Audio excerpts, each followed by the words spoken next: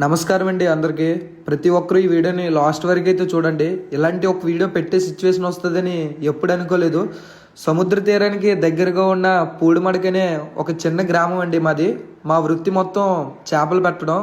July 2 అనగా బుధవారం night 2 గంటలకైతే మా తోటి మత్స్యకారులు నలుగురు వేటకు వెళ్ళడం అయితే జరిగిందన్న ఒకే బోట్లో. వాళ్ళు 25 మైళ్ళ దూరం వెళ్తుండగా ఒక పెద్ద కొమ్ముకొని చేప అయితే వాళ్ళకి చిక్కింది.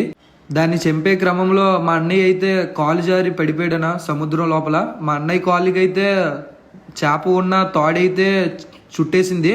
సో దాంతో చేప లోపలికి ఈడ్చుకెళ్ళిపోయింది. మిగతా ముగ్గురు అన్ని విధాలుగా ట్రై చేశారన్న, అట్లీస్ట్ బాడీ అయినా దొరుకుతుందేమో అని. అక్కడే 4 గంటల సేపు ఉన్నారు.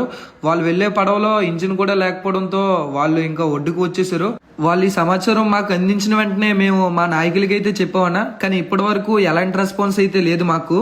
దయచేసి ప్రతి ఒక్కరూ ఈ వీడియోని గవర్నమెంట్ చూసే వరకు షేర్ చేయండి అన్న. సోషల్ మీడియాలో ప్రతి చెత్త వీడియోని షేర్ చేస్తారు. మా ఫిషర్మెన్ కష్టాలు గుర్తించి ఈ వీడియోని షేర్ చేయండి అన్న. అట్లీస్ట్ ఆ కుటుంబాన్ని అయినా గవర్నమెంట్ ఆదుకుందో లేదో చూద్దాం. దయచేసి మీకు 2 చేతులు ఎత్తి మొక్కిద్దరు అన్న. ప్రతి మత్స్యకారుడి కష్టం ఇలాగే ఉంటుంది. సముద్రంలోకి వెళ్ళిన తర్వాత ఏమవుతుందో తెలియదనా. గవర్నమెంట్ ఇలాంటి విషయాలు కూడా పట్టించుకోకపోతే గవర్నమెంట్ ఉండే వేస్ట్. మన ఫిషింగ్ సంబంధించి కూడా చాలా మంది ఇన్ఫ్లుయెన్సర్స్ ఉన్నారు. ప్రతి ఒక్కరూ ఈ వీడియోని చూసి ట్యాగ్ చేసి స్టోరీలు పెట్టండి అన్న.